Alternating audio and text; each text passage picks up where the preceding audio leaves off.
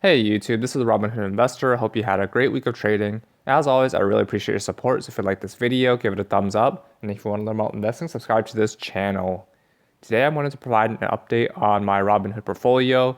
Currently I'm at $219,697. Cash position of $17,000.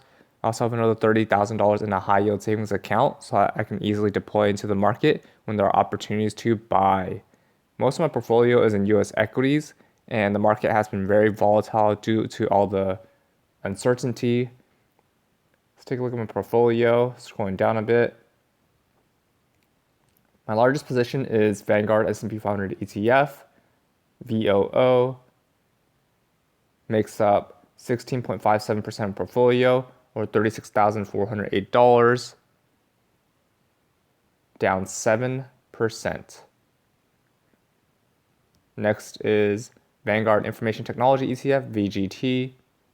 This makes up 6.34% of my portfolio, or $13,929, up 52.01%. Next is Schwab Large Cap ETF, very similar to VOO. Makes up 4.5% portfolio, or $9,884, up 3.8%. iShares Core is very similar to VOO and Schwab. Makes up 1.04% portfolio, or $2,280, up 18.59%. Spider, very similar to the other ETFs. Makes up 0.92% portfolio, or $2,016, up 18.7%. Apple, this is my largest stock position. Makes up 6.07% portfolio, or $13,338, up 53.63%. Alibaba is my exposure to the Asia Pacific market. Makes up 4.99% portfolio, or $10,962, up 12.56%. Microsoft makes up 4.88% portfolio, or $10,713, up 68.9%. Visa makes up 4.31% portfolio, or $9,463, up 46.14%. Nvidia makes up 4.13% portfolio, or $9,072, up 34.64%. Alphabet Class A shares, this is with voting rights, makes up 2.02% portfolio, or $4,439, up 7.92%. Class C shares, this is without voting rights, makes up 1.51% portfolio, or $3,327, up 11.25%.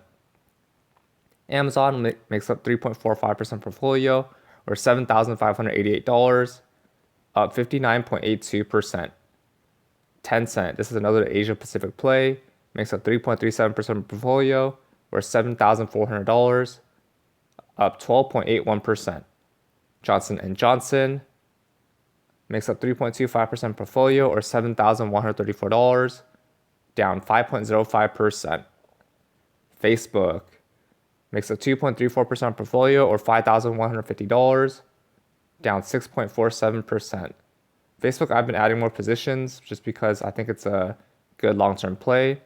And if you look at the 52-week low, this is at $137, 52-week low. But I think 156 is a fairly good value looking at the PE ratio as well as the forward PE. And I know as businesses continue to lower their earnings and guidance because of they're generating less revenue, I still think that Facebook would be a good long-term position to hold and buy into for the long term. Next is McDonald's, makes a 2.23% portfolio, or $4,902, up 1.65%. Boeing, this one I actually added more positions into, especially at the lower $100 range. This makes up 2.15% portfolio, or $4,725. I'm down 30%. United Health makes up 1.99% portfolio or $4,364, up 42.66%. AT&T makes up 1.92% portfolio or $4,218, down 18.01%. Costco, this is a very good retail stock to hold. They have very good membership retention rates. Makes up 1.68% portfolio or $3,695, up 18.01%. It seems like Costco hasn't really been affected as much as the other companies, just because they have a lot of consumer staples and consumer goods that people need, even during tougher times. Home Depot makes it 1.55% portfolio or $3,413, up 25.02%. Berkshire Hathaway makes it 1.47% portfolio or $3,233, down 2.87%. PepsiCo is another good consumer staples stock to hold. Makes it 1.26% portfolio or $2,770, up 1.58%. 3M, this was very hit hard. One of the industrial companies that took a significant dip, even before the recent outbreak, but it dipped even more with the outbreak. Makes up 1.21% portfolio or $2,660, down 31%. PayPal makes up 0.98% portfolio or $2,150, up 23.56%. NextEra Energy makes up 0.95% portfolio or $2,087, up 32.34%. Activision Blizzard makes up 0.62% portfolio or $1,370, down 13.19%.